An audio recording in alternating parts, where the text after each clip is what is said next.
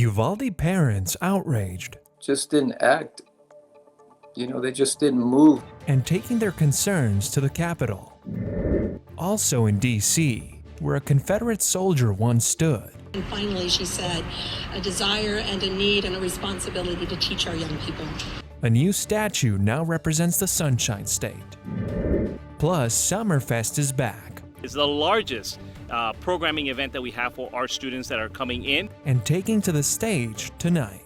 These stories and more coming up on Newsbreak. Hello, South Florida. I'm Paloma Pimentel. I'm Elena Key, and today is Thursday, July 14th, 2022.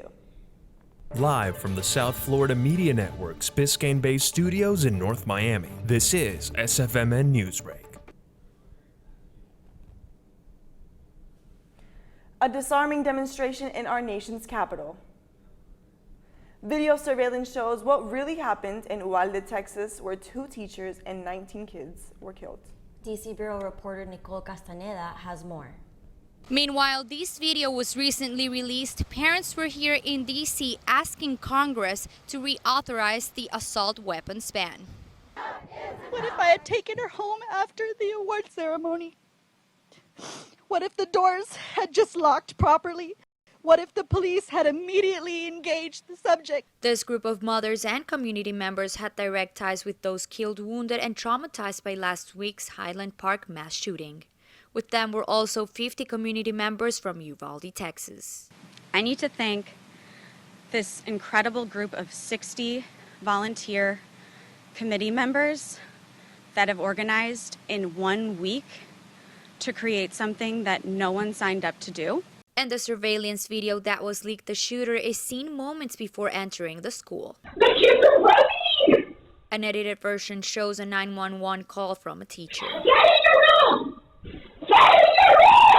The gunman enters the school armed with a semi-automatic rifle. Within moments, he starts shooting. Minutes later, responding officers retreat and take cover from gunfire. More heavily armed officers arrive, but still, they wait. They just didn't act. They just didn't move. At one point, an officer is seen using a hand sanitizer dispenser. The video shows how officers waited more than 70 minutes before confronting the shooter. Several weeks ago, Congress passed gun legislation on gun control, but activists says there is much more to be done. From Washington, D.C., reporting for the South Florida Media Network, Nicole Castaneda. When a Confederate statue representing Florida was taken down in D.C., work began on what to replace it with.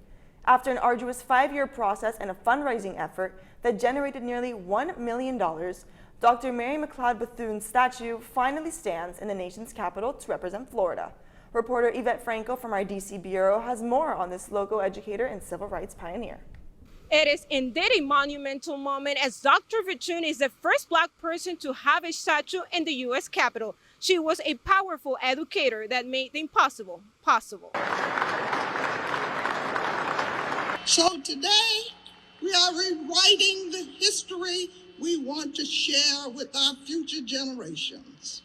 We are replacing a remnant of hatred and division with a symbol of hope and inspiration. Born into a family of South Carolina slaves, Dr. Bethune became a lifelong national leader. When Blacks were denied education, she built a school. Denied medical care, she built a hospital. When the world was grappling with authoritarianism, she helped establish the foundational commitment to human rights through the United Nations. Her spirit was captured in an 11-foot-tall statue sculptured by Neil Dacoma, a South Florida resident and the first and only Latino artist to have a sculpture in the U.S. Capitol. Nancy Loman read some of Dr. Bethune's words from her last will. She guides us with her last will and testament, instructions that are inscribed on the books behind me on Neil Dacomos' beautiful masterpiece. I leave you love, courage, peace. And lastly and finally, she said, a desire and a need and a responsibility to teach our young people. Those that cannot make it to D.C. can visit Dr. Bethune's statue in Daytona Beach, Florida. From Washington, D.C., reporting for the South Florida Media Network, Yvette Franco. Turmoil in Haiti today as thousands of Haitians are trapped in Port-au-Prince without access to food, water, and other essential supplies. They are trapped by ongoing fighting between rival groups seeking control of the site's Soleil neighborhood. Some Haitians in the area have been killed in the crossfire of the groups, while others have been shot for trying to leave. President Biden traveling to the Middle East this morning to strengthen relations with several countries as issues brew back home. Israel and several Arab countries are among the countries he intends to visit. This is the first time Biden has traveled to the Middle East since becoming president. Today, the Miami Marlins are gratified after finally beating the Pittsburgh Pirates here at home. The two teams have faced off for the past 2 games, and the Marlins have lost to the Pirates both times. Until now, when they finally got the upper hand and won in a miraculous way, the game was tied throughout the game until the bottom of the 9th inning when Jesus Aguilar was able to score the winning runoff, a wild pitch. A South Florida city making its way onto a new list of the world's greatest places. That's still ahead, and so is the story. It's the largest programming event that we have for our students that are coming in and also for our old students.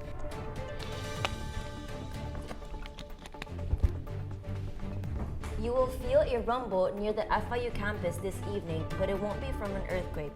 Newsbreak will be back in 2 minutes. If a natural disaster shows up at your doorstep, you can't just turn it away. That's why it's important to prepare for emergencies before they show up. Go to ready.gov/plan to find the tools and tips you need. And make a plan today. Jordan knows he shouldn't eat this entire bowl of nachos, but tonight he's earned that right. Because a few hours ago, in the middle of happy hour, he recognized a sign. Not from the gods or a bolt of lightning, but from a double heart, a kissy face, and a fourth ha in ha ha ha. That's when Jordan knew he was buzzed. So when it was time to go, he got a ride home instead of driving. Be a legend like Jordan. Recognize your buzzed warning signs and get a ride home. Buzz driving is drunk driving.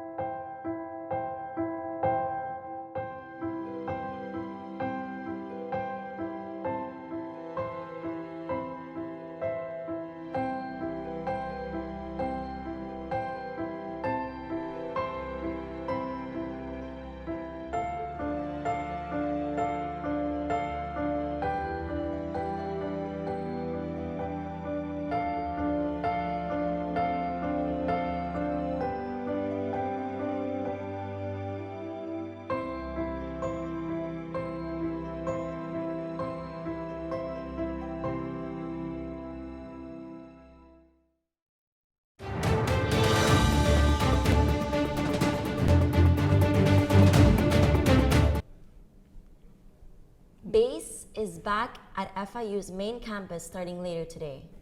Summerfest took the last 2 years off because of COVID. But as the network's Roger Sanchez reports, that all changes tonight. Florida International University's Summerfest is back. It was forced to skip both the 2020 and 2021 events due to COVID-19.